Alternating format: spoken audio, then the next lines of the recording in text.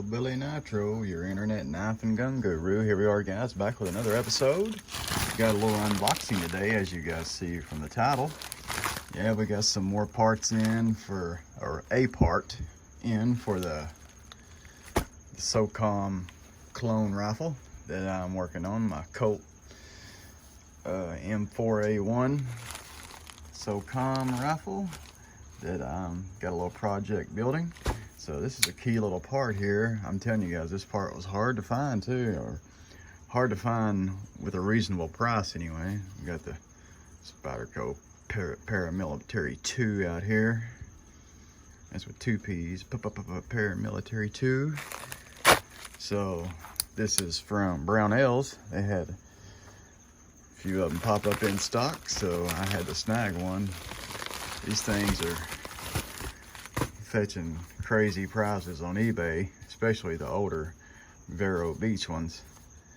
But this is right up my alley and what I needed. So there's your part number there. Oh yeah, Knight's Armament Company. So let's unbox this thing, let you guys take a look at it. And I can't really show you installing it, I don't believe, so I will show you it on the rifle there at the end here. I'll do a little cut. It's raining here today in East Tennessee, so a little rain today. Hope everyone is doing well. I'd like to thank you guys for just stopping by and hanging out with me for a minute. You guys are going to see this little project as it comes together. I'm going to try to go the whole way with it. There it is, guys. I'm telling you guys, you used to see these in local gun shops for, they were a dime a dozen. And nowadays they're fetching 100 plus on eBay. Especially, like I said, especially the vintage ones. This is what we been needing though. I thought I found one on Optics Planet and paid for it, purchased it, whatever you want to call it. And turns out it had like a 3-month back order on it. Not due to come in until October, so I'm not sure if I'm gonna cancel that order or just keep it. This one was 67 from Brownells. There she is. Yeah, looks like somebody's put a 1 on it, or is it a scratch? 1, I don't know. Look at that. Got our cage code there, what we needed.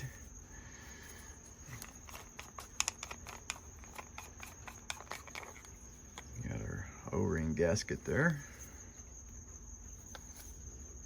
A little storage compartment, I guess, there. Well, if there's much storage there with that, no. Nope, that's what keeps it from sliding. Yeah, this one was 67 and plus $4 shipping, so that's what I got her for. But like I said, yeah, I'm seeing these. I even put a couple of offers in on some on eBay. Put $50 offer on a used one on eBay.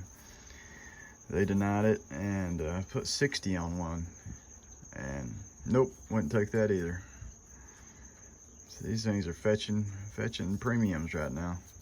Hard to find, out of stock everywhere, but as of the moment, Brownells has them in stock. I'm not being paid to tell you that. I'm just giving you guys the info of where I scored it at.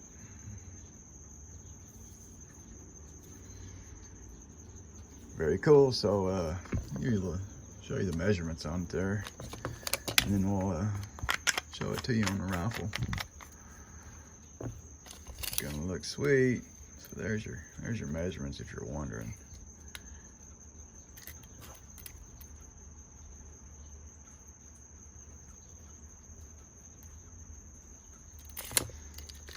There you go, right there. Okay, guys, well, we'll take you in the house and we'll throw this on the rifle. Okay, guys, this is what I wanted to show you guys before I show you the grip on the rifle. Is I took my regular 11 rib panel here. I had 3 of them, one on each side and one on the bottom. So I didn't have the 4 ribs, so I made my own. I'm just finishing this end up here, and I wanted to show you guys how I finished that up. Make it nice and rounded like the original there. There's a focus there. There's your original. So I also have these P&S 2 ribs. I had 3 of those, so what I done, I wanted to have my grip a little forward instead of right in the middle of the rail. So cut that off with a hacksaw. Let's see, I got 1, 2, 3, 4. I got 4 there, left a little bit on there. I just take a block and some 150 grit sandpaper here.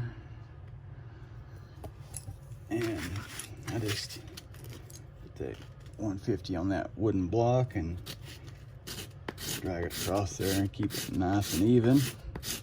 That gives us a nice flat edge there. And then I round it over. What I usually do is just make my big, do a 45 on there first. Get that 45 where I want it.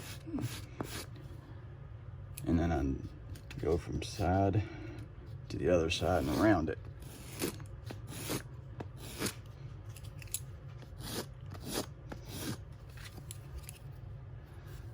Gives us a nice factory look there. Not much different than the original. I take the knife here and cut this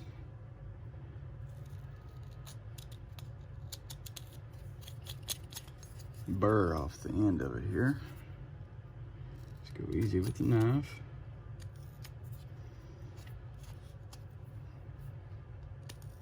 You could use some like 400 or whatever to smooth this out too.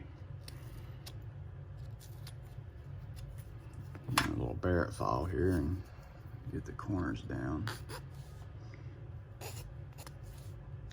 And those corners right there, get that burr off there. Now, the trick to this is getting a nice finish on the end of it there. You could either polish this on a polishing wheel, or you can take your lighter. You just gotta be very careful with it here. It'll blacken that back up.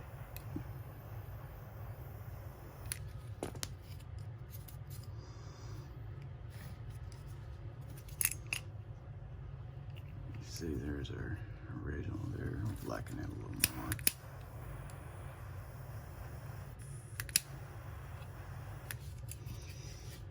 And I cut 1 rib off the P&S, and you'll see what's gonna happen there. Okay guys, here we are. We're back with the finished product. Sorry, I'd like to show you putting this on, guys, but you know how the YouTuber is. So just before we get started, she is empty. There she is, guys, on the rifle. So another little part down on the build, on the project. And as you see where I cut the 11 rib there, then I cut that 2 rib off. So got that looking all nice. You want to make sure you got a little play in there in between those. You don't want those button up against your grip there. You want a little play there. And that's the finished product right there. See, this is my style right here. I don't use the grip like this. I'm either like this or like this, and it was just too short putting anything like a 2 rib right here. So I like my grip to be more forward as possible, but I wanted to keep it kind of cologne correct too. So I think that turned out real good. Let me know what you guys think about it in the comments there. Feels great though, feels great. So that makes up the whole shape of the clone right there. So I'm glad to finally score one of those, hard to find. So big shout out to Brown Ellis for having these in stock. And before we end this, I got a video up trying to ID this magazine, so I'm gonna drop a link to it in the comments. You guys can help me ID this magazine. I suspect it's old. you can go check that video out. Not marked, no maker, nothing. Drain holes, so check that video out in the description there and see if you can help me ID this magazine, guys. Anyways, guys, Hillbilly is over and out of here, guys. Thanks for watching. Don't hit that subscribe button, and catch you on the next one, guys. Peace.